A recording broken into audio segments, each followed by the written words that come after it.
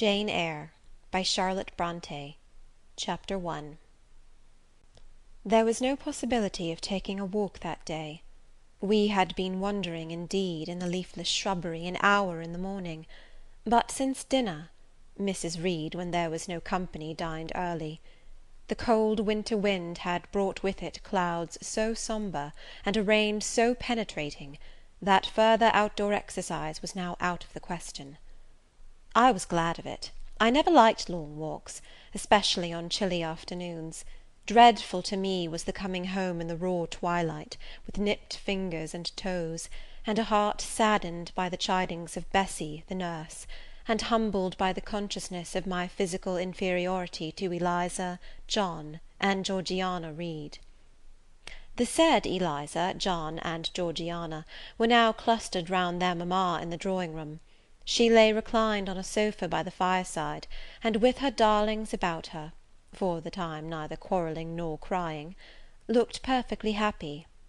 Me she had dispensed from joining the group, saying, "She regretted to be under the necessity of keeping me at a distance, but that until she heard from Bessie, and could discover by her own observation that I was endeavouring in good earnest to acquire a more sociable and childlike disposition, a more attractive and sprightly manner, something lighter, franker, more natural, as it were, she really must exclude me from privileges intended only for contented, happy little children."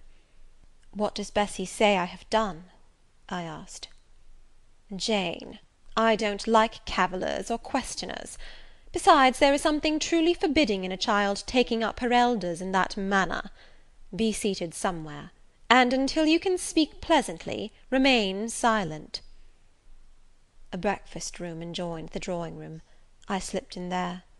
It contained a bookcase. I soon possessed myself of a volume, taking care that it should be one stored with pictures. I mounted into the window seat. Gathering up my feet, I sat cross-legged, like a Turk; and having drawn the red moreen curtain nearly close, I was shrined in double retirement. Folds of scarlet drapery shut in my view to the right hand; to the left were clear panes of glass, protecting, but not separating me from the drear November day. At intervals, while turning over the leaves of my book, I studied the aspect of that winter afternoon. Afar, it offered a pale blank of mist and cloud; near, a scene of wet lawn and storm-beat shrub, with ceaseless rain sweeping away wildly before a long and lamentable blast.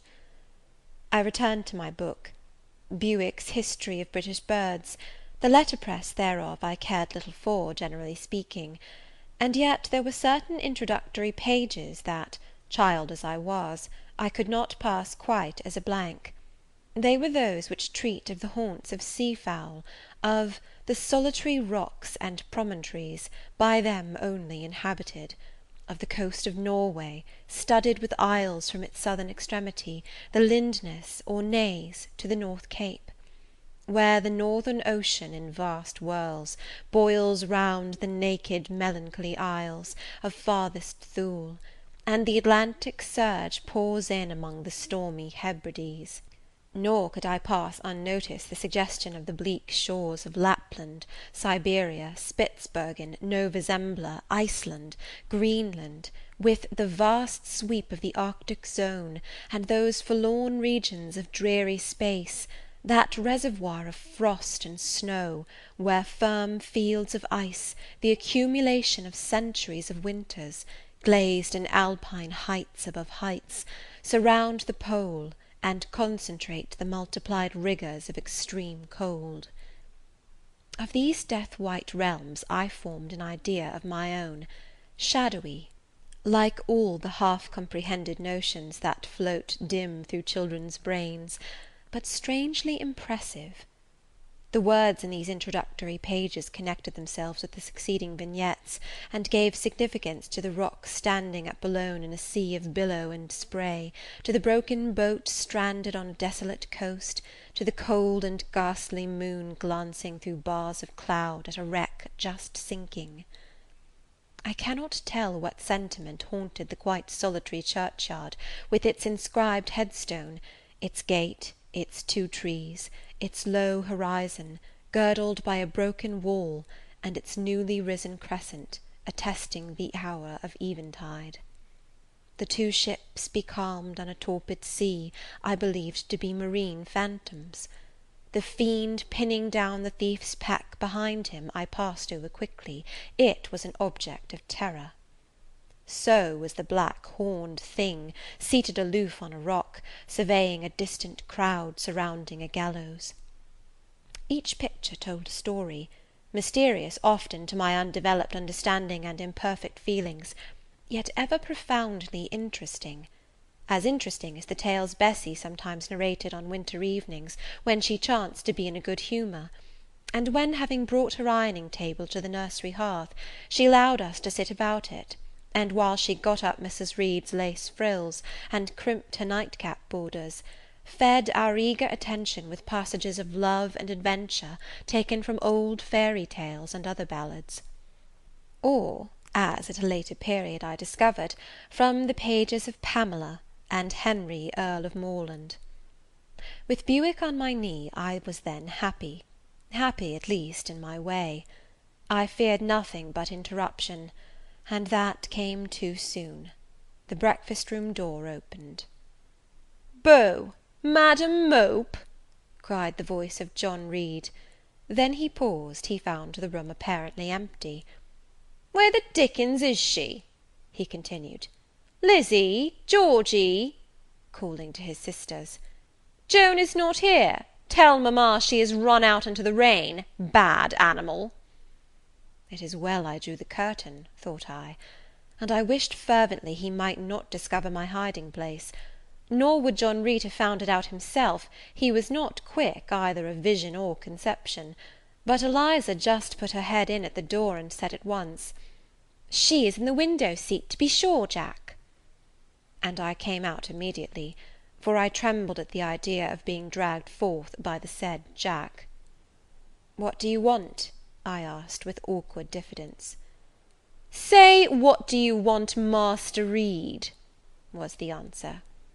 "I want you to come here." And seating himself in an arm-chair, he intimated by a gesture that I was to approach and stand before him. John Reed was a schoolboy of 14 years old, 4 years older than I, for I was but 10, large and stout for his age, with a dingy and unwholesome skin, thick lineaments in a spacious visage, heavy limbs, and large extremities. He gorged himself habitually at table, which made him bilious, and gave him a dim and bleared eye and flabby cheeks. He ought now to have been at school, but his mamma had taken him home for a month or two, on account of his delicate health. Mr. Miles, the master, affirmed that he would do very well if he had fewer cakes and sweetmeats sent him from home; but the mother's heart turned from an opinion so harsh, and inclined rather to the more refined idea that John's sallowness was owing to over-application, and perhaps to pining after home. John had not much affection for his mother and sisters, and an antipathy to me. He bullied and punished me, not 2 or 3 times in the week, nor once or twice in the day, but continually. Every nerve I had feared him, and every morsel of flesh in my bones shrank when he came near. There were moments when I was bewildered by the terror he inspired, because I had no appeal whatever against either his menaces or his inflictions. The servants did not like to offend their young master by taking my part against him, and Mrs. Reed was blind and deaf on the subject. She never saw him strike or heard him abuse me, though he did both now and then in her very presence, more frequently, however, behind her back. Habitually obedient to John, I came up to his chair. He spent some 3 minutes in thrusting out his tongue at me as far as he could without damaging the roots. I knew he would soon strike, and while dreading the blow, I mused on the disgusting and ugly appearance of him who would presently deal it. I wonder if he read that notion in my face, for all at once, without speaking, he struck suddenly and strongly. I tottered, and on regaining my equilibrium, retired back a step or 2 from his chair. "That is for your impudence in answering mamma a while since," said he, "and for your sneaking way of getting behind curtains, and for the look you had in your eyes 2 minutes since, you rat." Accustomed to John Reed's abuse, I never had an idea of replying to it.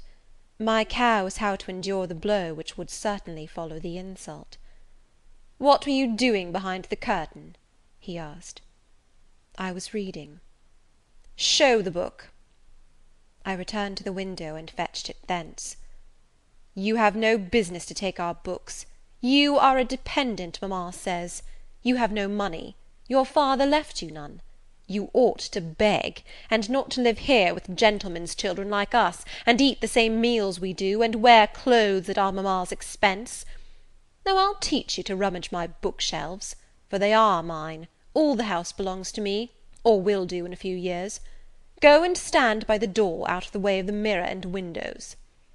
I did so, not at first aware what was his intention; but when I saw him lift and poise the book, and stand in act to hurl it, I instinctively started aside with a cry of alarm. Not soon enough, however. The volume was flung, it hit me, and I fell, striking my head against the door and cutting it. The cut bled, the pain was sharp, my terror had passed its climax, other feelings succeeded. "Wicked and cruel boy," I said, "you are like a murderer, you are like a slave-driver, you are like the Roman emperors." I had read Goldsmith's History of Rome, and had formed my opinion of Nero, Caligula, etc. Also I had drawn parallels in silence, which I never thought thus to have declared aloud. "What? What?" he cried. "Did she say that to me? Did you hear her, Eliza and Georgiana? Won't I tell mamma? But first—" He ran headlong at me. I felt him grasp my hair and my shoulder. He had closed with a desperate thing. I really saw in him a tyrant, a murderer. I felt a drop or two of blood from my head trickle down my neck, and was sensible of somewhat pungent suffering. These sensations for the time predominated over fear, and I received him in frantic sort. I don't very well know what I did with my hands, but he called me "Rat! Rat!" and bellowed out aloud. Aid was near him. Eliza and Georgiana had run for Mrs. Reed, who was gone upstairs. She now came upon the scene, followed by Bessie and her maid Abbot. We were parted. I heard the words, "Dear, dear, what a fury to fly at Master John!" Did ever anybody see such a picture of passion? Then Mrs. Reed subjoined, "Take her away to the Red Room, and lock her in there." 4 hands were immediately laid upon me, and I was borne upstairs. End of Chapter 1.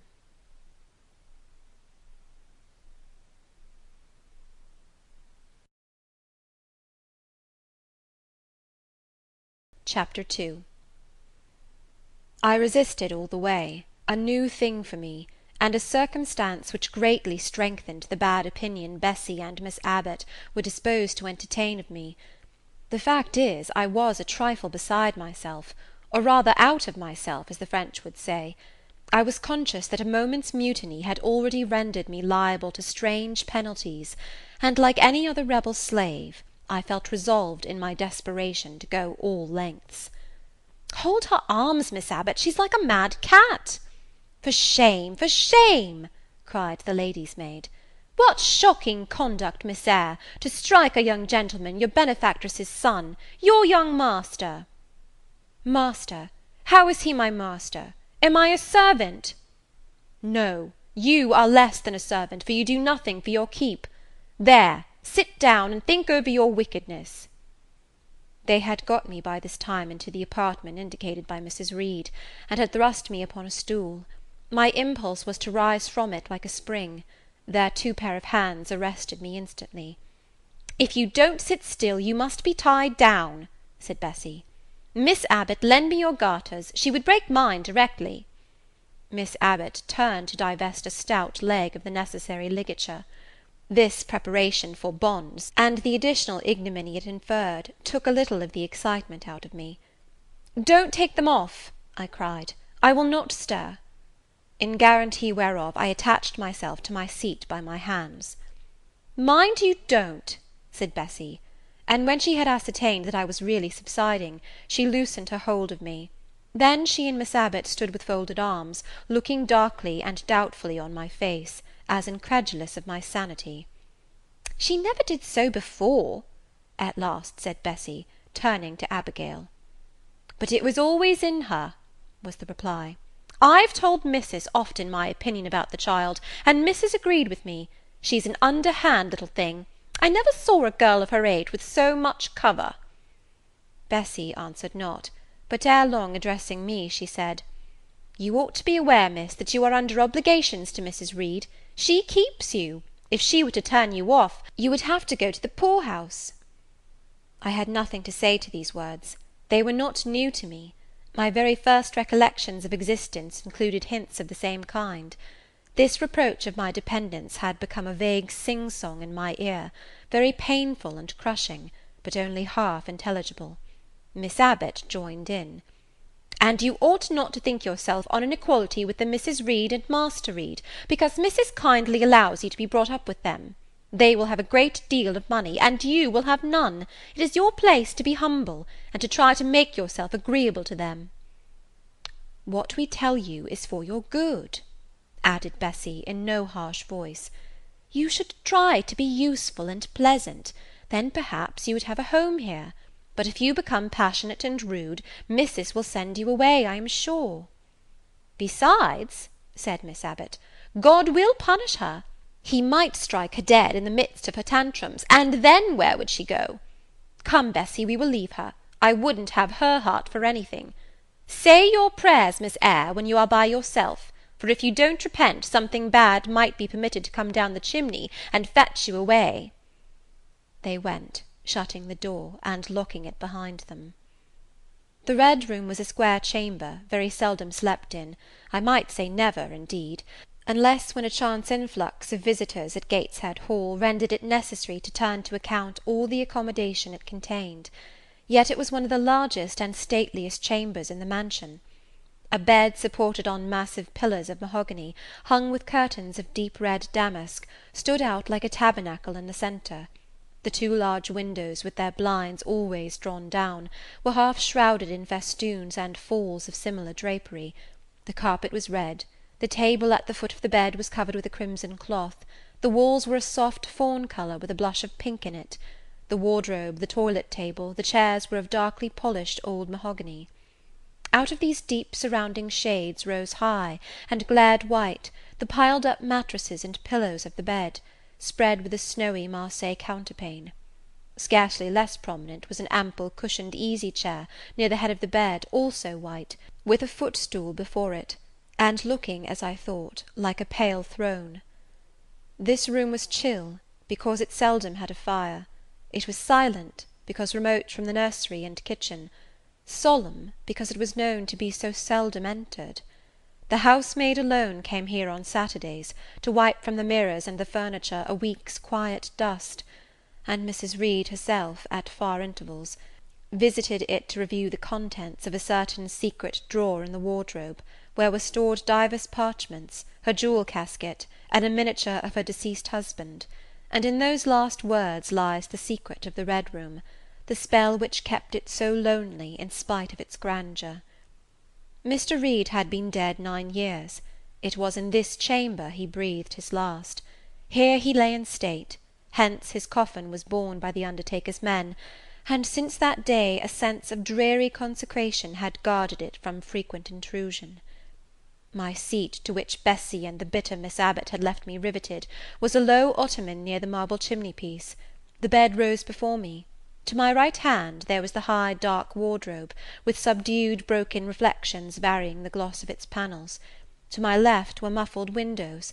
A great looking-glass between them repeated the vacant majesty of the bed and room. I was not quite sure whether they had locked the door, and when I dared move I got up and went to see. Alas! Yes, no jail was ever more secure. Returning, I had to cross before the looking-glass. My fascinated glance involuntarily explored the depth it revealed. All looked colder and darker in that visionary hollow than in reality. And the strange little figure there gazing at me, with a white face and arms specking the gloom, and glittering eyes of fear moving where all else was still, had the effect of a real spirit. I thought it like one of the tiny phantoms, half fairy, half imp, Bessie's evening stories represented as coming out of lone ferny dells and moors, and appearing before the eyes of belated travellers. I returned to my stool. Superstition was with me at that moment, but it was not yet her hour for complete victory. My blood was still warm, the mood of the revolted slave was still bracing me with its bitter vigour. I had to stem a rapid rush of retrospective thought before I quailed to the dismal present. All John Reed's violent tyrannies, all his sister's proud indifference, all his mother's aversion, all the servants' partiality, turned up in my disturbed mind like a dark deposit in a turbid well. Why was I always suffering, always browbeaten, always accused, for ever condemned? Why could I never please? Why was it useless to try to win any one's favour? Eliza, who was headstrong and selfish, was respected. Georgiana, who had a spoiled temper, a very acrid spite, a captious and insolent carriage, was universally indulged. Her beauty, her pink cheeks and golden curls, seemed to give delight to all who looked at her, and to purchase indemnity for every fault. John no one thwarted, much less punished, though he twisted the necks of the pigeons, killed the little pea-chicks, set the dogs at the sheep, stripped the hothouse vines of their fruit, and broke the buds off the choicest plants in the conservatory. He called his mother old girl too, sometimes reviled her for her dark skin, similar to his own, bluntly disregarded her wishes, not unfrequently tore and spoiled her silk attire, and he was still her own darling. I dared commit no fault, I strove to fulfil every duty, and I was termed naughty and tiresome, sullen and sneaking, from morning to noon, and from noon to night. My head still ached and bled with the blow and fall I had received. No one had reproved John for wantonly striking me, and because I had turned against him to avert farther irrational violence, I was loaded with general opprobrium. Unjust, unjust, said my reason, forced by the agonizing stimulus into precocious though transitory power; and resolve, equally wrought up, instigated some strange expedient to achieve escape from insupportable oppression, as running away, or, if that could not be effected, never eating or drinking more, and letting myself die. What a consternation of soul was mine that dreary afternoon! How all my brain was in tumult, and all my heart in insurrection! Yet in what darkness, what dense ignorance, was the mental battle fought! I could not answer the ceaseless inward question, why I thus suffered, now at the distance of, I will not say how many years. I see it clearly.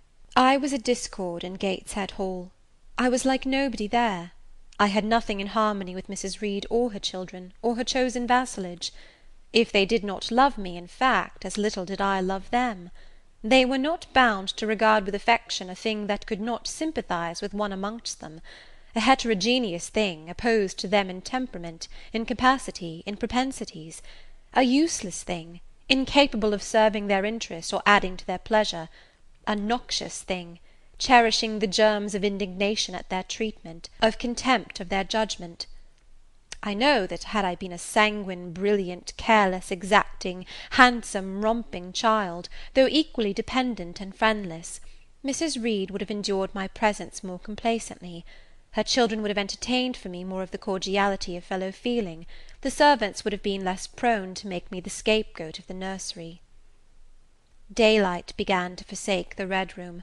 It was past 4 o'clock, and the beclouded afternoon was tending to drear twilight. I heard the rain still beating continuously on the staircase window, and the wind howling in the grove behind the hall. I grew by degrees cold as a stone, and then my courage sank. My habitual mood of humiliation, self-doubt, forlorn depression, fell damp on the embers of my decaying ire.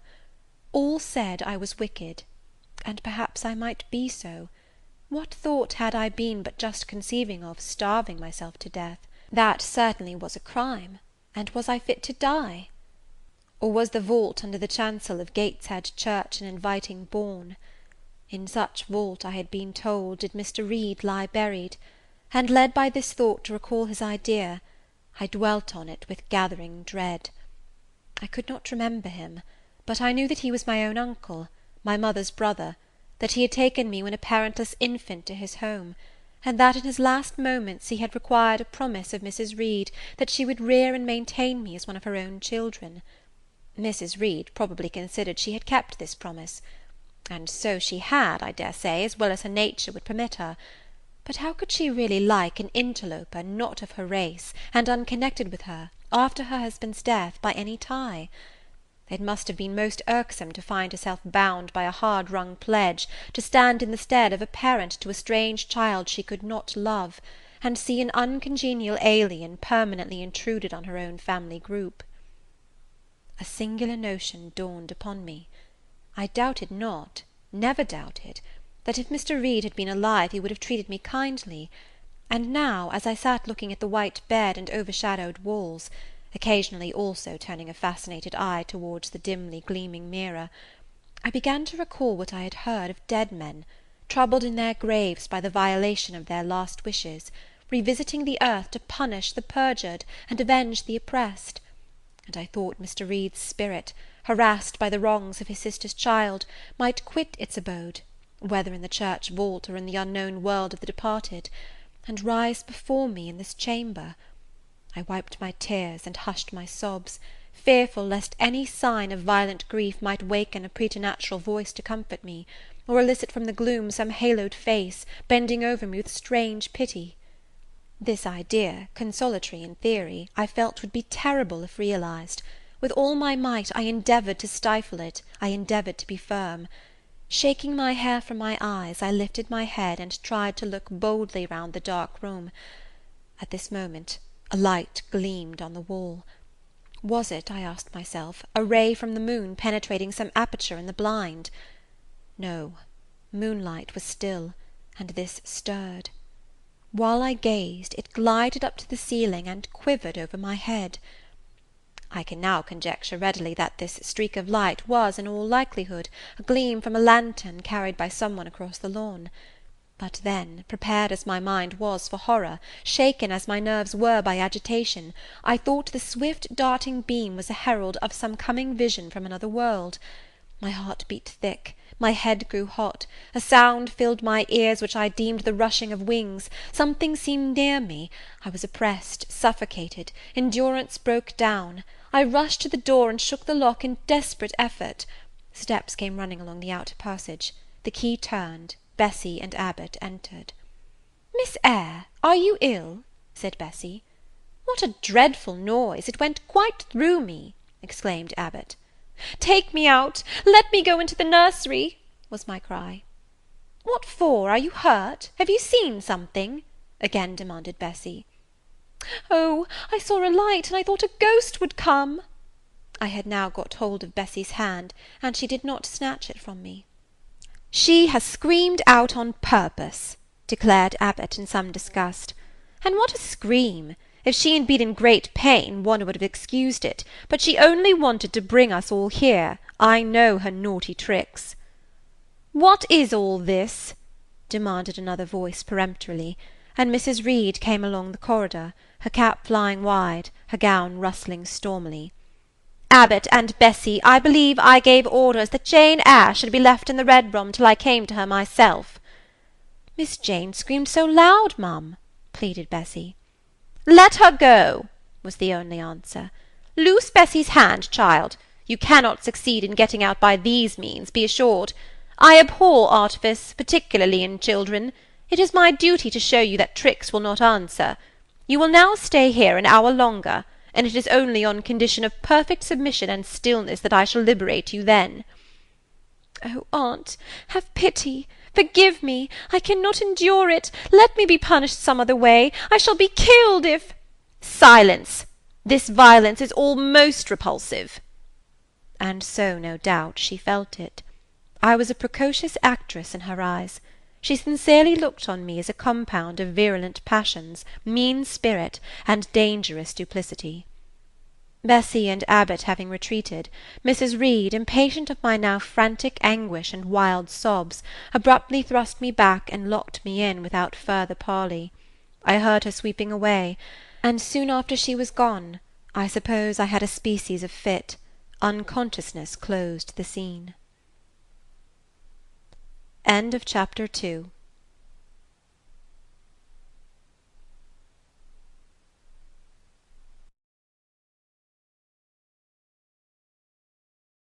Chapter 3.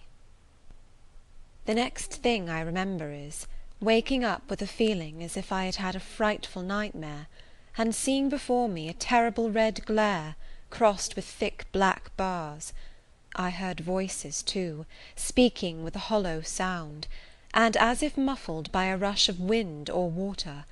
Agitation, uncertainty, and an all-predominating sense of terror confused my faculties. Ere long I became aware that some one was handling me, lifting me up and supporting me in a sitting posture, and that more tenderly than I had ever been raised or upheld before. I rested my head against a pillow or an arm, and felt easy. In 5 minutes more the cloud of bewilderment dissolved. I knew quite well that I was in my own bed, and that the red glare was the nursery fire. It was night. A candle burnt on the table. Bessie stood at the bed foot with a basin in her hand, and a gentleman sat in a chair near my pillow, leaning over me. I felt an inexpressible relief, a soothing conviction of protection and security, when I knew that there was a stranger in the room, an individual not belonging to Gateshead, and not related to Mrs. Reed. Turning from Bessie, though her presence was far less obnoxious to me than that of Abbot, for instance, would have been, I scrutinized the face of the gentleman. I knew him. It was Mr. Lloyd, an apothecary, sometimes called in by Mrs. Reed when the servants were ailing. For herself and the children she employed a physician. "Well, who am I?" he asked. I pronounced his name, offering him at the same time my hand. He took it, smiling and saying, "We shall do very well by and by."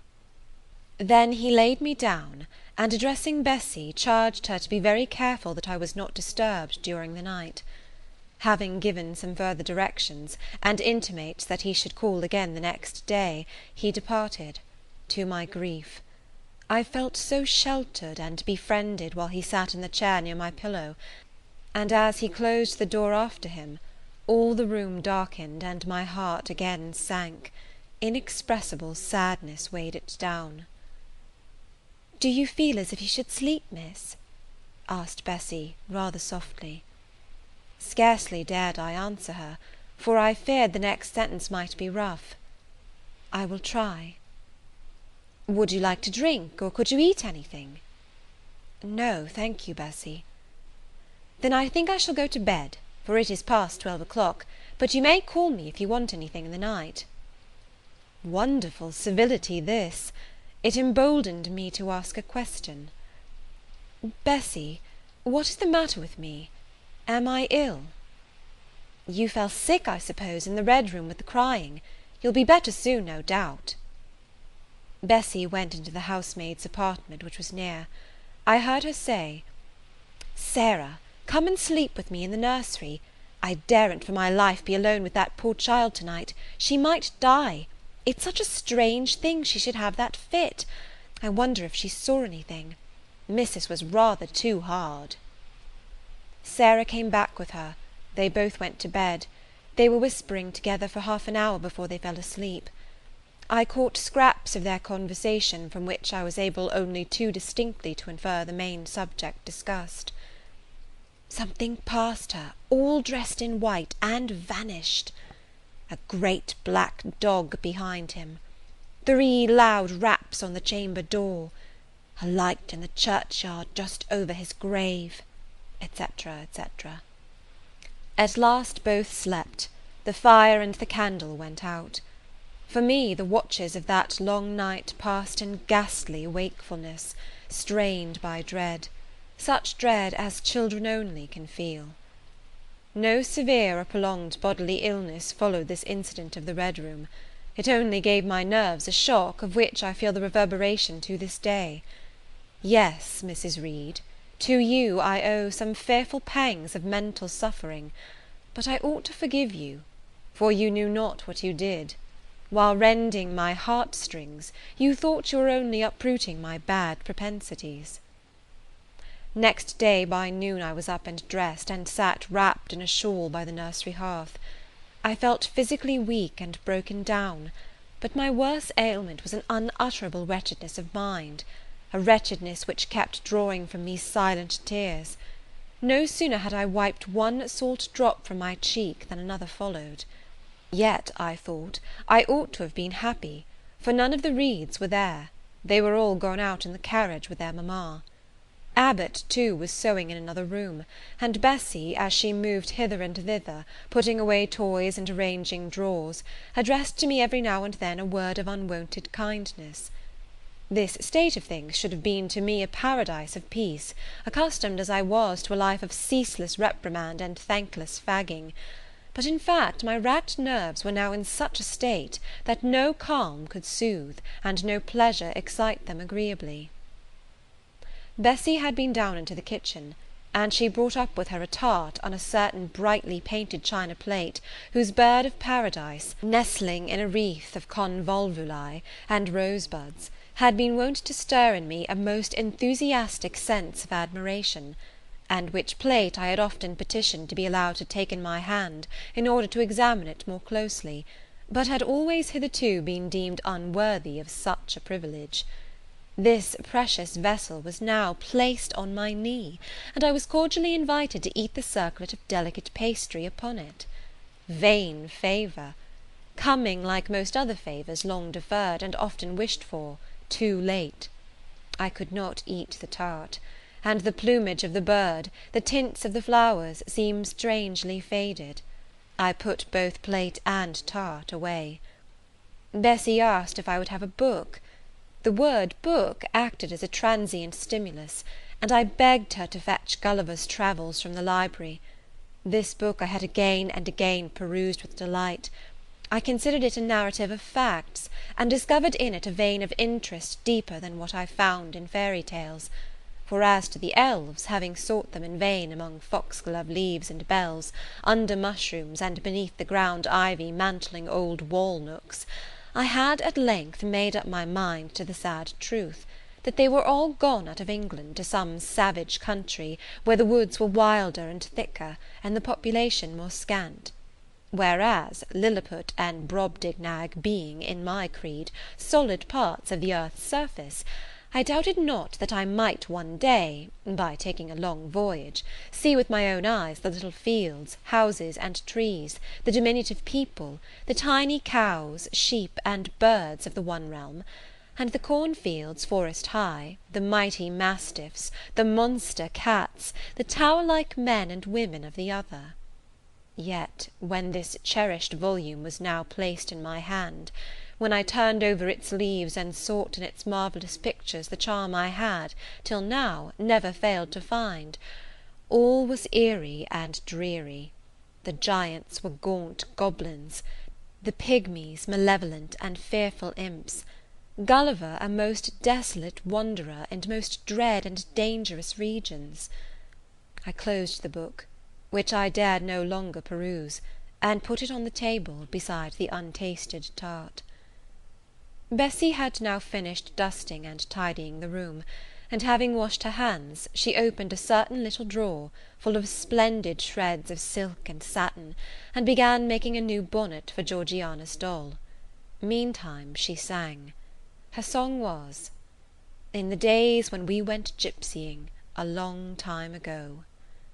I had often heard the song before, and always with lively delight, for Bessie had a sweet voice; at least I thought so. But now, though her voice was still sweet, I found in its melody an indescribable sadness. Sometimes, preoccupied with her work, she sang the refrain very low, very lingeringly. "A long time ago" came out like the saddest cadence of a funeral hymn. She passed into another ballad, this time a really doleful one. "My feet they are sore, and my limbs they are weary. Long is the way, and the mountains are wild. Soon will the twilight close moonless and dreary over the path of the poor orphan child. Why did they send me so far and so lonely, up where the moors spread and grey rocks are piled? Men are hard-hearted, and kind angels only watch o'er the steps of a poor orphan child. Yet distant and soft the night breeze is blowing, clouds there are none, and clear stars beam mild. God in his mercy protection is showing, comfort and hope to the poor orphan child. Even should I fall o'er the broken bridge passing, or stray in the marshes by false lights beguiled, still will my Father with promise and blessing take to his bosom the poor orphan child. There is a thought that for strength should avail me, though both of shelter and kindred despoiled. Heaven is a home, and a rest will not fail me. God is a friend to the poor orphan child. "Come, Miss Jane, don't cry," said Bessie as she finished. She might as well have said to the fire, "Don't burn," but how could she divine the morbid suffering to which I was a prey? In the course of the morning Mr. Lloyd came again. "What, already up?" said he, as he entered the nursery. "Well, nurse, how is she?" Bessie answered that I was doing very well. "Then she ought to look more cheerful. Come here, Miss Jane. Your name is Jane, is it not?"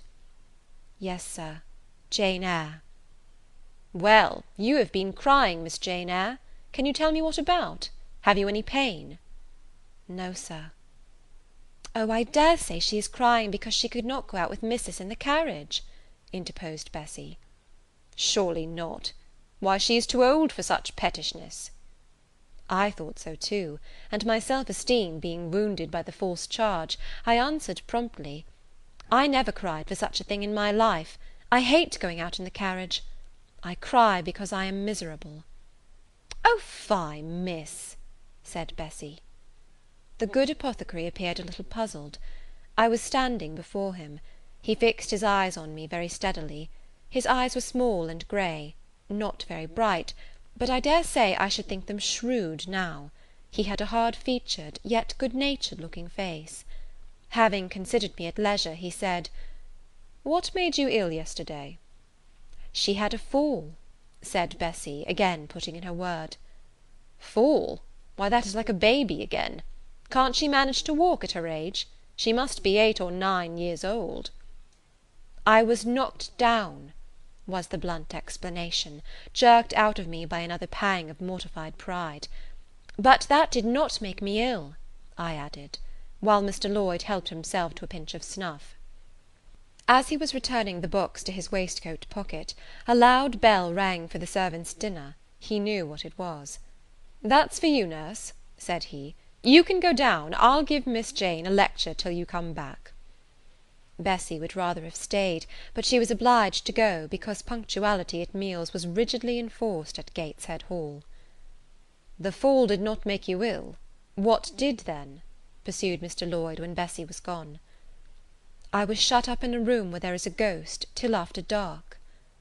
I saw Mr. Lloyd smile and frown at the same time. "Ghost? What, you are a baby after all. You are afraid of ghosts?" "Of Mr. Reed's ghost I am. He died in that room, and was laid out there. Neither Bessie nor any one else will go into it at night if they can help it, and it was cruel to shut me up alone without a candle.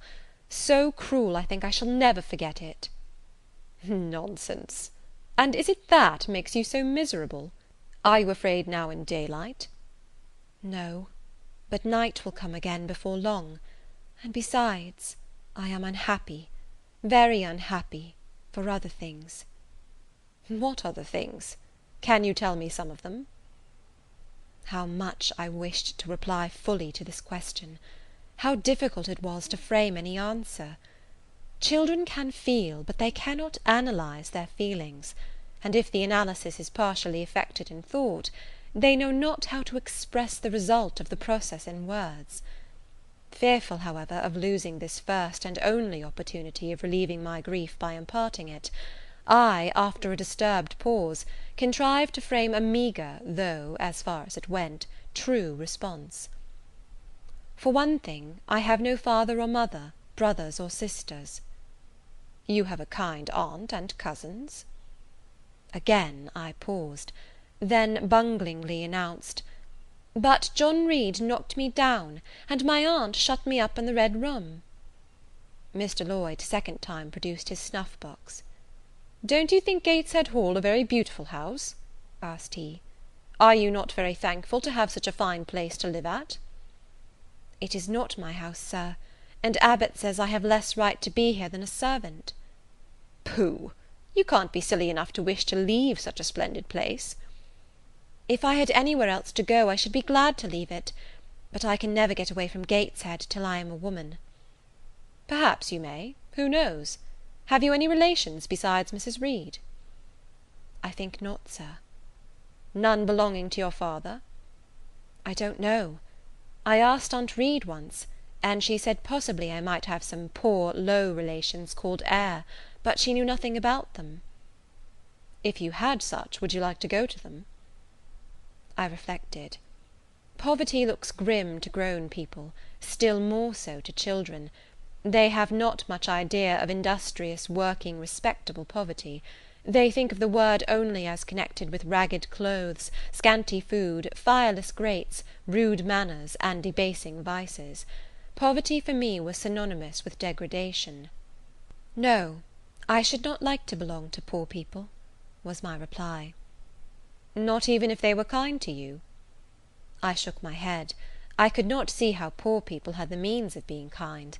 And then to learn to speak like them, to adopt their manners, to be uneducated, to grow up like one of the poor women I saw sometimes nursing their children or washing their clothes at the cottage doors of the village of Gateshead. No, I was not heroic enough to purchase liberty at the price of caste. "But are your relatives so very poor? Are they working people?" "I cannot tell. Aunt Reed says if I have any they must be a beggarly set. I should not like to go a-begging." "Would you like to go to school?" Again I reflected. I scarcely knew what school was. Bessie sometimes spoke of it as a place where young ladies sat in the stocks, wore backboards, and were expected to be exceedingly genteel and precise. John Reed hated his school, and abused his master. But John Reed's tastes were no rule for mine, and if Bessie's accounts of school discipline, gathered from the young ladies of a family where she had lived before coming to Gateshead, were somewhat appalling, her details of certain accomplishments attained by these same young ladies were, I thought, equally attractive. She boasted of beautiful paintings of landscapes and flowers by them executed, of songs they could sing and pieces they could play, of purses they could net, of French books they could translate, till my spirit was moved to emulation as I listened. Besides, school would be a complete change. It implied a long journey, an entire separation from Gateshead, an entrance into a new life. "I should indeed like to go to school," was the audible conclusion of my musings. "Well, well, who knows what may happen?" said Mr. Lloyd as he got up. "The child ought to have a change of air and scene," he said, speaking to himself. "Nerves not in a good state." Bessie now returned. At the same moment the carriage was heard rolling up the gravel walk. "Is that your mistress, nurse?" asked Mr. Lloyd. "I should like to speak to her before I go." Bessie invited him to walk into the breakfast room, and led the way out. In the interview which followed between him and Mrs. Reed, I presume, from after occurrences, that the apothecary ventured to recommend my being sent to school, and the recommendation was no doubt readily enough adopted; for, as Abbot said, in discussing the subject with Bessie, when both sat sewing in the nursery one night, after I was in bed, and, as they thought, asleep, Mrs. was, she dared say, glad enough to get rid of such a tiresome, ill-conditioned child, who always looked as if she were watching everybody, and scheming plots underhand. Abbot, I think, gave me credit for being a sort of infantine Guy Fawkes. On that same occasion I learned, for the first time, from Miss Abbot's communications to Bessie, that my father had been a poor clergyman, that my mother had married him against the wishes of her friends, who considered the match beneath her, that my grandfather Reed was so irritated at her disobedience, he cut her off without a shilling, that after my mother and father had been married a year, the latter caught the typhus fever while visiting among the poor of a large manufacturing town where his curacy was situated, and where that disease was then prevalent, that my mother took the infection from him, and both died within a month of each other. Bessie, when she heard this narrative, sighed and said, "Poor Miss Jane is to be pitied too, Abbot." "Yes," responded Abbot, "if she were a nice pretty child, one might compassionate her forlornness, but one really cannot care for such a little toad as that." "Not a great deal, to be sure," agreed Bessie. "At any rate, a beauty like Miss Georgiana would be more moving in the same condition." "Oh, yes, I dote on Miss Georgiana," cried the fervent Abbot. "Little darling! with her long curls and her blue eyes, and such a sweet colour as she has, just as if she were painted. Bessie, I could fancy a Welsh rabbit for supper." "So could I, with a roast onion. Come, we'll go down." They went. End of Chapter 3.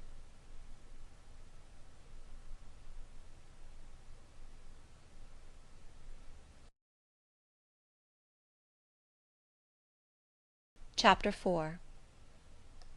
From my discourse with Mr. Lloyd, and from the above reported conference between Bessie and Abbot, I gathered enough of hope to suffice as a motive for wishing to get well. A change seemed near. I desired and waited it in silence. It tarried, however. Days and weeks passed. I had regained my normal state of health, but no new allusion was made to the subject over which I brooded. Mrs. Reed surveyed me at times with a severe eye, but seldom addressed me. Since my illness she had drawn a more marked line of separation than ever between me and her own children, appointing me a small closet to sleep in by myself, condemning me to take my meals alone, and pass all my time in the nursery, while my cousins were constantly in the drawing-room. Not a hint, however, did she drop about sending me to school. Still I felt an instinctive certainty that she would not long endure me under the same roof with her; for her glance, now more than ever, when turned on me, expressed an insuperable and rooted aversion. Eliza and Georgiana, evidently acting according to orders, spoke to me as little as possible. John thrust his tongue in his cheek whenever he saw me, and once attempted chastisement; but as I instantly turned against him, roused by the same sentiment of deep ire and desperate revolt which had stirred my corruption before, he thought it better to desist, and ran from me tittering execrations, and vowing I had burst his nose. I had, indeed, levelled at that prominent feature as hard a blow as my knuckles could inflict; and when I saw that either that or my look daunted him, I had the greatest inclination to follow up my advantage to purpose; but he was already with his mamma. I heard him in a blubbering tone commence the tale of how "that nasty Jane Eyre" had flown at him like a mad cat. He was stopped rather harshly. "Don't talk to me about her, John. I told you not to go near her. She is not worthy of notice. I do not choose that either you or your sisters should associate with her." Here, leaning over the banister, I cried out suddenly, and without at all deliberating on my words, "They are not fit to associate with me." Mrs. Reed was rather a stout woman, but on hearing this strange and audacious declaration, she ran nimbly up the stair, swept me like a whirlwind into the nursery, and crushing me down on the edge of my crib, dared me in an emphatic voice to rise from that place, or utter one syllable during the remainder of the day. "What would Uncle Reed say to you if he were alive?" was my scarcely voluntary demand. I say scarcely voluntary, for it seemed as if my tongue pronounced words without my will consenting to their utterance. Something spoke out of me over which I had no control. "What?" said Mrs. Reed under her breath. Her usually cold, composed grey eye became troubled with a look like fear. She took her hand from my arm, and gazed at me as if she really did not know whether I were child or fiend. I was now in for it. "My Uncle Reed is in heaven, and can see all you do and think, and so can papa and mamma. They know how you shut me up all day long, and how you wish me dead." Mrs. Reed soon rallied her spirits. She shook me most soundly, she boxed both my ears, and then left me without a word. Bessie supplied the hiatus by a homily of an hour's length, in which she proved, beyond a doubt, I was the most wicked and abandoned child ever reared under a roof. I half believed her, for I felt indeed only bad feelings surging in my breast. November, December, and half of January passed away. Christmas and the New Year had been celebrated at Gateshead with the usual festive cheer. Presents had been interchanged, dinners and evening parties given. From every enjoyment I was, of course, excluded. My share of the gaiety consisted in witnessing the daily apparelling of Eliza and Georgiana, and seeing them descend to the drawing-room, dressed out in thin muslin frocks and scarlet sashes, with hair elaborately ringleted, and afterwards in listening to the sound of the piano or the harp played below, to the passing to and fro of the butler and footman, to the jingling of glass and china as refreshments were handed, to the broken hum of conversation as the drawing-room door opened and closed. When tired of this occupation, I would retire from the stair-head to the solitary and silent nursery. There, though somewhat sad, I was not miserable. To speak truth, I had not the least wish to go into company, for in company I was very rarely noticed, and if Bessie had but been kind and companionable, I should have deemed it a treat to spend the evenings quietly with her, instead of passing them under the formidable eyes of Mrs. Reed, in a room full of ladies and gentlemen. But Bessie, as soon as she had dressed her young ladies, used to take herself off to the lively regions of the kitchen and the housekeeper's room, generally bearing the candle along with her. I then sat with my doll on my knee till the fire got low, glancing round occasionally to make sure that nothing worse than myself haunted the shadowy room; and when the embers sank to a dull red, I undressed hastily, tugging at knots and strings as I best might, and sought shelter from cold and darkness in my crib. To this crib I always took my doll. Human beings must love something, and in the dearth of worthier objects of affection, I contrived to find a pleasure in loving and cherishing a faded graven image, shabby as a miniature scarecrow. It puzzles me now to remember with what absurd sincerity I doted on this little toy, half fancying it alive and capable of sensation. I could not sleep unless it was folded in my night-gown, and when it lay there safe and warm, I was comparatively happy, believing it to be happy likewise. Long did the hours seem while I waited the departure of the company, and listened for the sound of Bessie's step on the stairs. Sometimes she would come up in the interval to seek her thimble or her scissors, or perhaps to bring me something by way of supper, a bun or a cheesecake.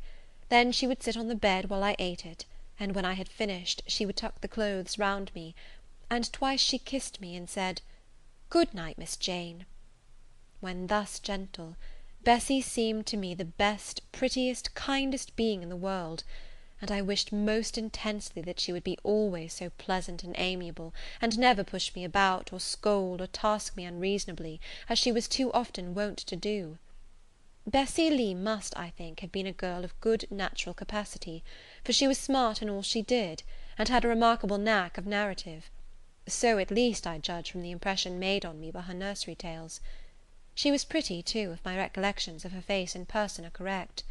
I remember her as a slim young woman, with black hair, dark eyes, very nice features, and good clear complexion; but she had a capricious and a hasty temper, and indifferent ideas of principle or justice. Still, such as she was, I preferred her to any one else at Gateshead Hall. It was the 15th of January, about 9 o'clock in the morning. Bessie was gone down to breakfast. My cousins had not yet been summoned to their mamma. Eliza was putting on her bonnet and warm garden coat to go and feed her poultry, an occupation of which she was fond, and not less so of selling the eggs to the housekeeper, and hoarding up the money she thus obtained. She had a turn for traffic, and a marked propensity for saving, shown not only in the vending of eggs and chickens, but also in driving hard bargains with the gardener about flower roots, seeds, and slips of plants, that functionary having orders from Mrs. Reed to buy of his young lady all the products of her parterre she wished to sell, and Eliza would have sold the hair off her head if she could have made a handsome profit thereby. As to her money, she first secreted it in odd corners, wrapping it in a rag or an old curl paper; but some of these hoards having been discovered by the housemaid, Eliza, fearful of one day losing her valued treasure, consented to entrust it to her mother, at a usurious rate of interest, 50 or 60 per cent., which interest she exacted every quarter, keeping her accounts in a little book with anxious accuracy. Georgiana sat on a high stool, dressing her hair at the glass, and interweaving her curls with artificial flowers and faded feathers, of which she had found a store in a drawer in the attic. I was making my bed, having received strict orders from Bessie to get it arranged before she returned; for Bessie now frequently employed me as a sort of under nursery maid, to tidy the room, dust the chairs, etc. Having spread the quilt and folded my night dress, I went to the window seat to put in order some picture books and doll's house furniture scattered there. An abrupt command from Georgiana to let her playthings alone, for the tiny chairs and mirrors, the fairy plates and cups, were her property, stopped my proceedings; and then, for lack of other occupation, I fell to breathing on the frost flowers with which the window was fretted, and thus clearing a space in the glass through which I might look out on the grounds, where all was still and petrified under the influence of a hard frost. From this window were visible the porter's lodge and the carriage road, and just as I had dissolved so much of the silver-white foliage veiling the panes as left room to look out, I saw the gates thrown open and a carriage roll through. I watched it ascending the drive with indifference. Carriages often came to Gateshead, but none ever brought visitors in whom I was interested. It stopped in front of the house, the door-bell rang loudly, the new-comer was admitted. All this being nothing to me, my vacant attention soon found livelier attraction in the spectacle of a hungry little robin, which came and chirruped on the twigs of the leafless cherry-tree nailed against the wall near the casement.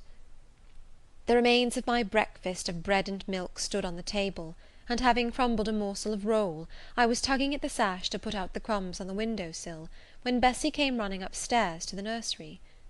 "Miss Jane, take off your pinafore. What are you doing there? Have you washed your hands and face this morning?" I gave another tug before I answered, for I wanted the bird to be secure of its bread.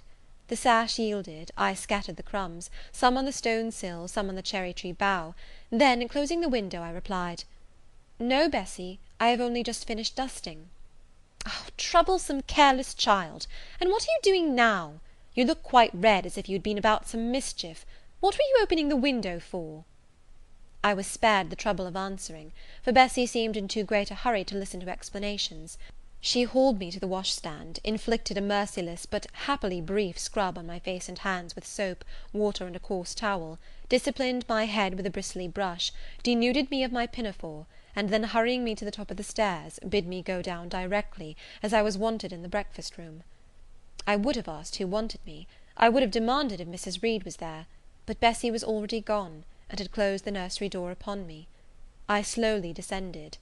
For nearly 3 months I had never been called to Mrs. Reed's presence. Restricted so long to the nursery, the breakfast, dining, and drawing-rooms were become for me awful regions, on which it dismayed me to intrude.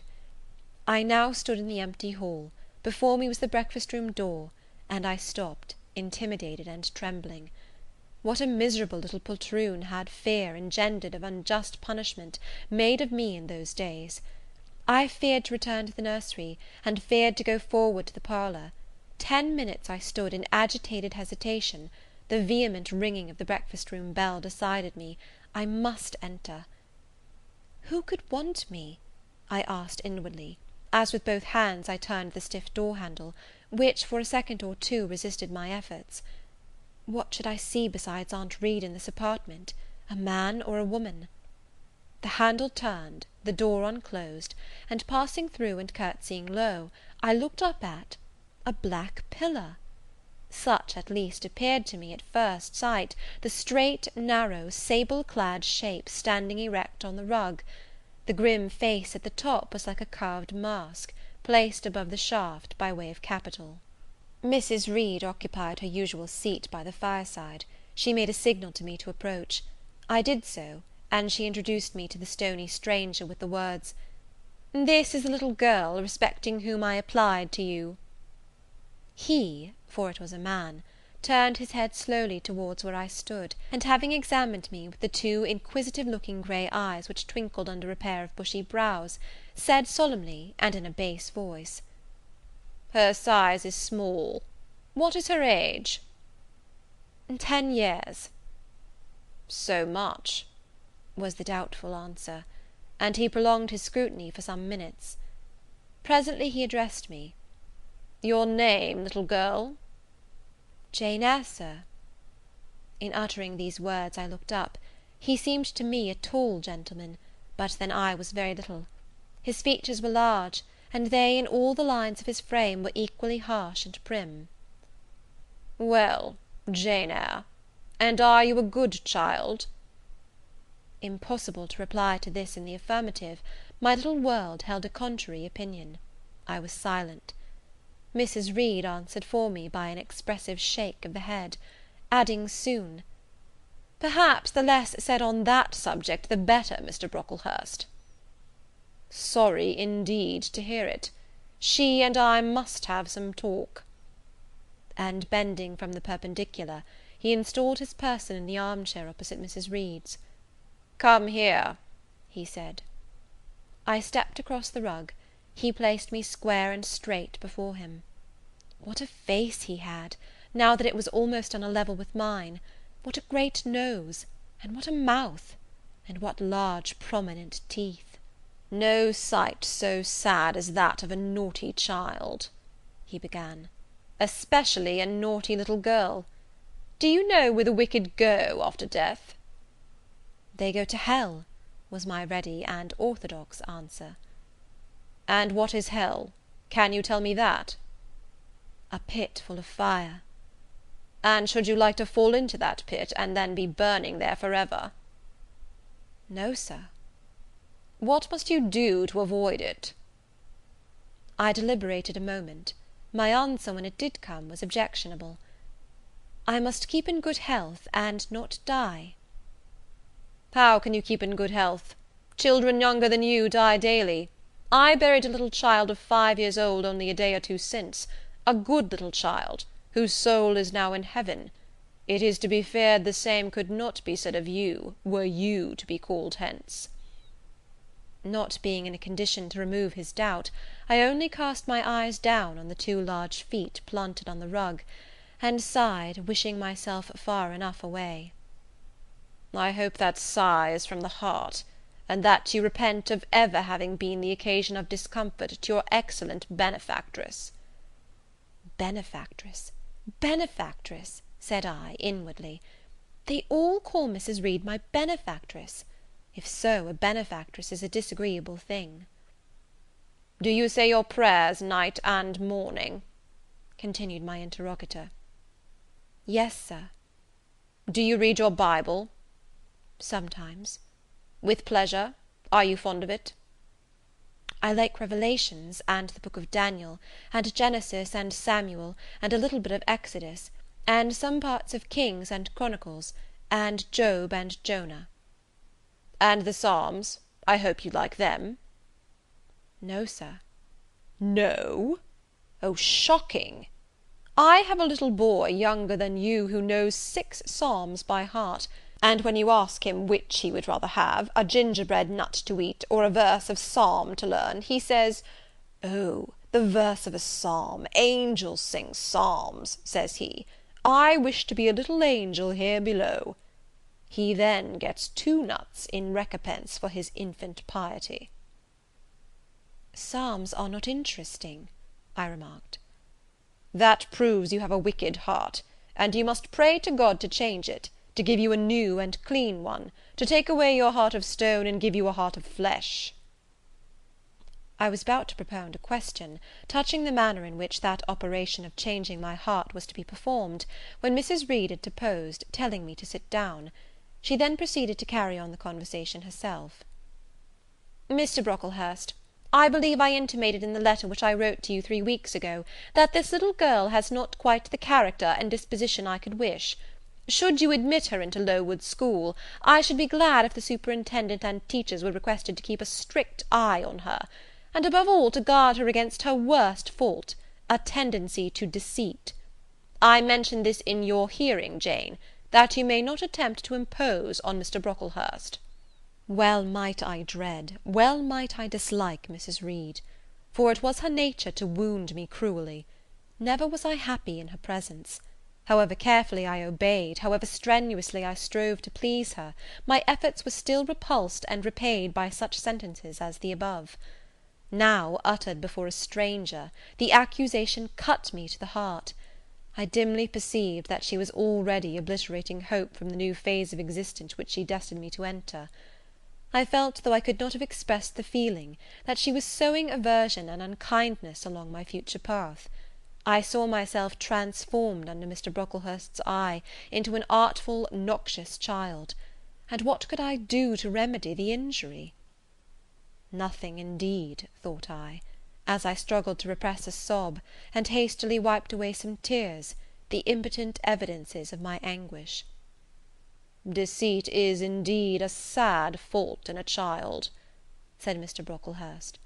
"It is akin to falsehood, and all liars will have their portion in the lake burning with fire and brimstone.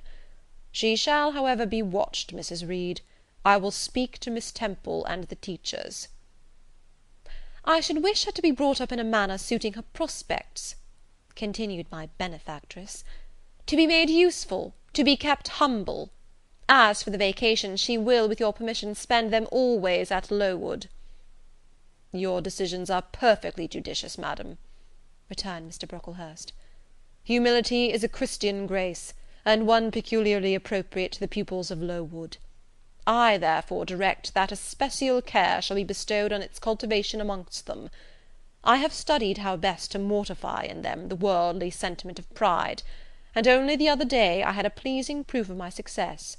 My second daughter, Augusta, went with her mamma to visit the school, and on her return she exclaimed, 'Oh dear, papa, how quiet and plain all the girls at Lowood look, with their hair combed behind their ears, and their long pinafores, and the little holland pockets outside their frocks.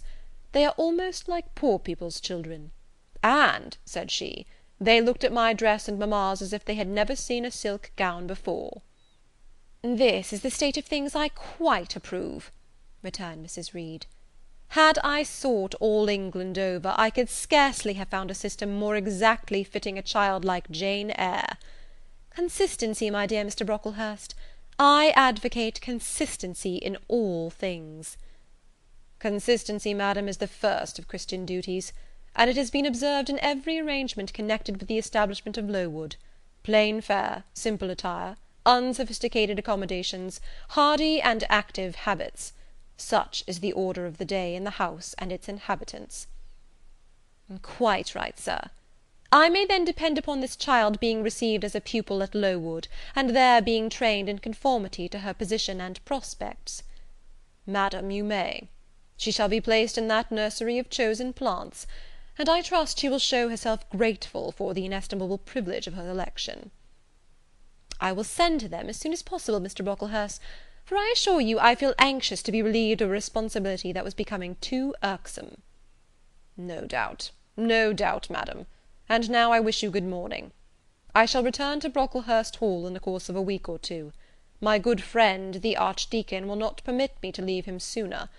I shall send Miss Temple notice that she is to expect a new girl, so that there will be no difficulty about receiving her. Good-bye." "Good-bye, Mr. Brocklehurst. Remember me to Mrs. and Miss Brocklehurst, and to Augusta and Theodore, and Master Broughton Brocklehurst." "I will, madam. Little girl, here is a book entitled The Child's Guide.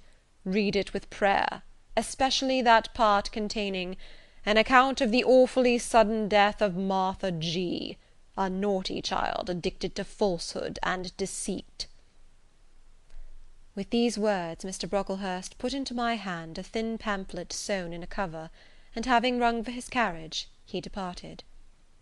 Mrs. Reed and I were left alone. Some minutes passed in silence. She was sewing. I was watching her. Mrs. Reed might be at that time some 6 or 7 and 30. She was a woman of robust frame, square-shouldered and strong-limbed, not tall, and though stout, not obese. She had a somewhat large face, the under jaw being much developed and very solid. Her brow was low, her chin large and prominent, mouth and nose sufficiently regular. Under her light eyebrows glimmered an eye devoid of ruth. Her skin was dark and opaque, her hair nearly flaxen. Her constitution was sound as a bell. Illness never came near her. She was an exact, clever manager. Her household and tenantry were thoroughly under her control. Her children only at times defied her authority and laughed to scorn. She dressed well, and had a presence and port calculated to set off handsome attire. Sitting on a low stool a few yards from her armchair, I examined her figure, I perused her features. In my hand I held the tract containing the sudden death of the liar, to which narrative my attention had been pointed as to an appropriate warning. What had just passed, what Mrs. Reed had said concerning me to Mr. Brocklehurst, the whole tenor of their conversation, was recent, raw, and stinging in my mind. I had felt every word as acutely as I had heard it plainly, and a passion of resentment fermented now within me. Mrs. Reed looked up from her work, her eye settled on mine, her fingers at the same time suspended their nimble movements. "Go out of the room, return to the nursery," was her mandate. My look, or something else, must have struck her as offensive, for she spoke with extreme though suppressed irritation. I got up, I went to the door, I came back again, I walked to the window, across the room, then close up to her. Speak I must. I had been trodden on severely, and must turn. But how? What strength had I to dart retaliation at my antagonist? I gathered my energies, and launched them in this blunt sentence. I am not deceitful. If I were, I should say I loved you. But I declare I do not love you. I dislike you the worst of anybody in the world except John Reed. And this book about the liar you may give to your girl Georgiana, for it is she who tells lies, and not I." Mrs. Reed's hands still lay on her work, inactive. Her eye of ice continued to dwell freezingly on mine. "What more have you to say?" she asked, rather in the tone in which a person might address an opponent of adult age, than such as ordinarily used to a child. That eye of hers, that voice, stirred every antipathy I had. Shaking from head to foot, thrilled with ungovernable excitement, I continued, "I am glad you are no relation of mine. I will never call you aunt again as long as I live.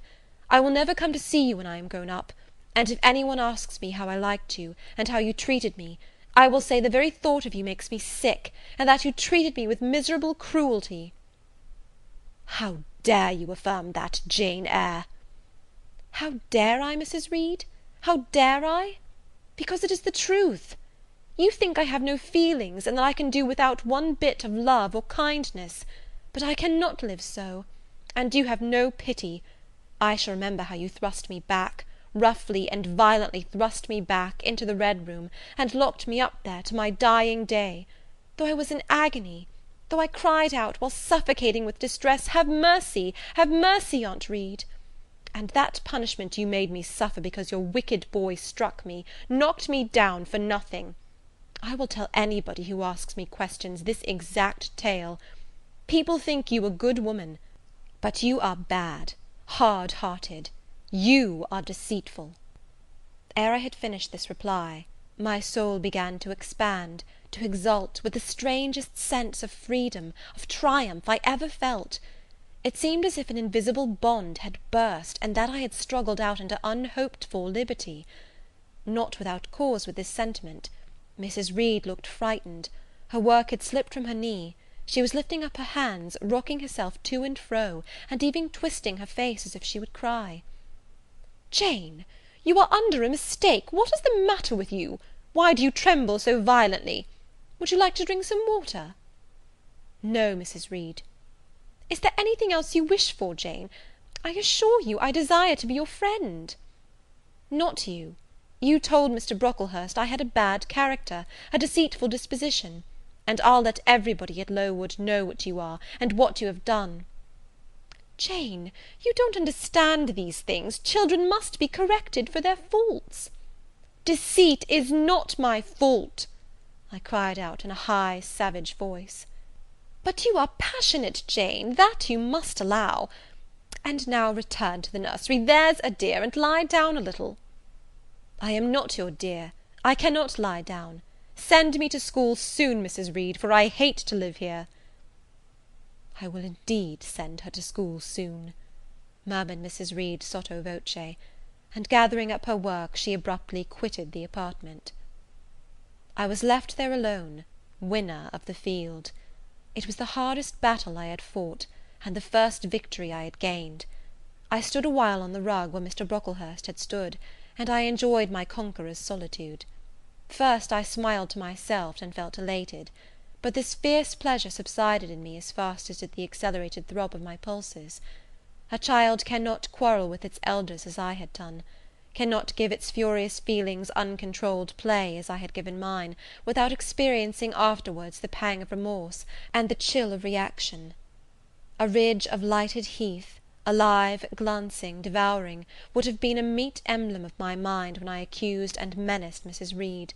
The same ridge, black and blasted after the flames are dead, would have represented as meetly my subsequent condition, when half an hour's silence and reflection had shown me the madness of my conduct, and the dreariness of my hated and hating position.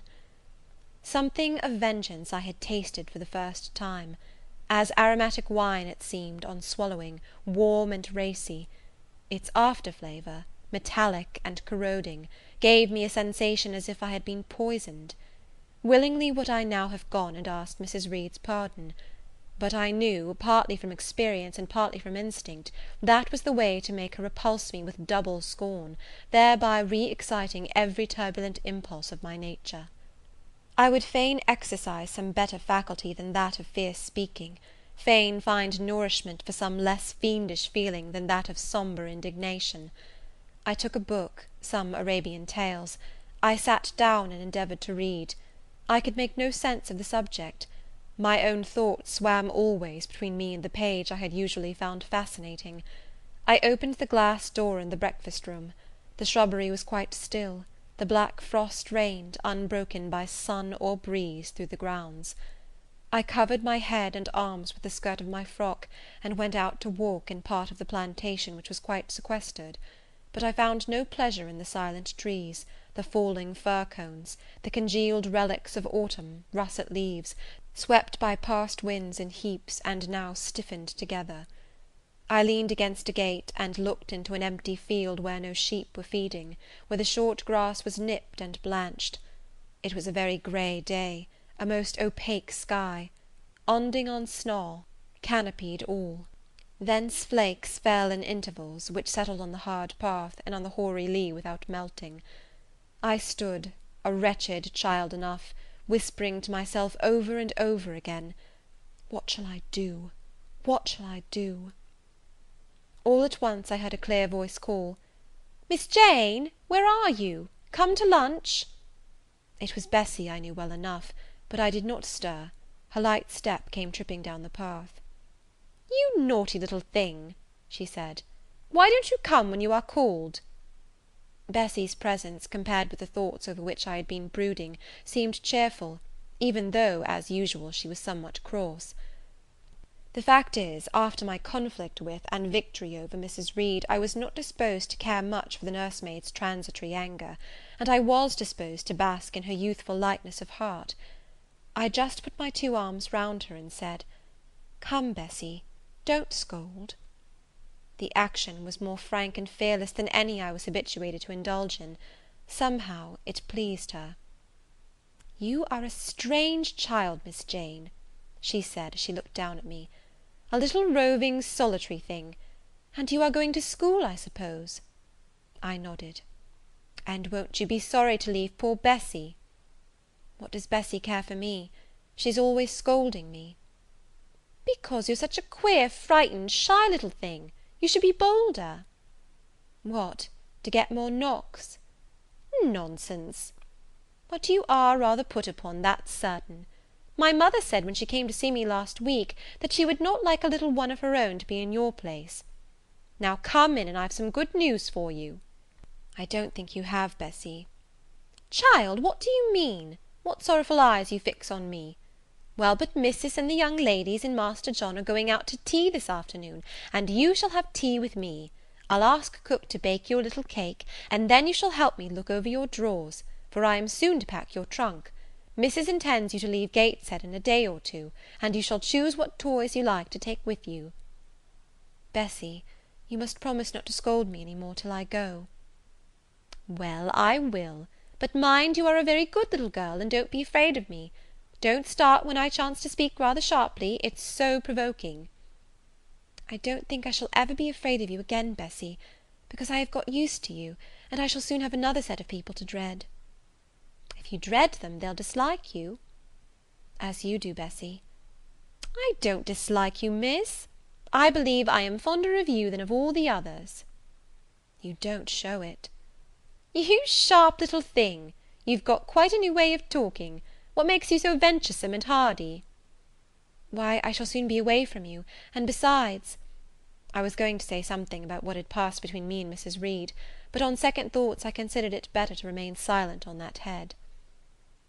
"And so you're glad to leave me?" "Not at all, Bessy. Indeed, just now I'm rather sorry." "Just now, and rather!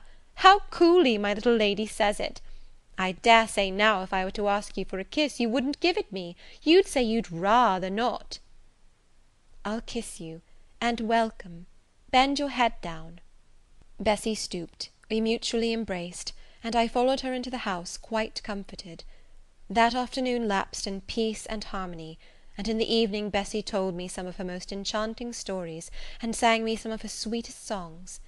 Even for me, life had its gleams of sunshine. End of Chapter 4.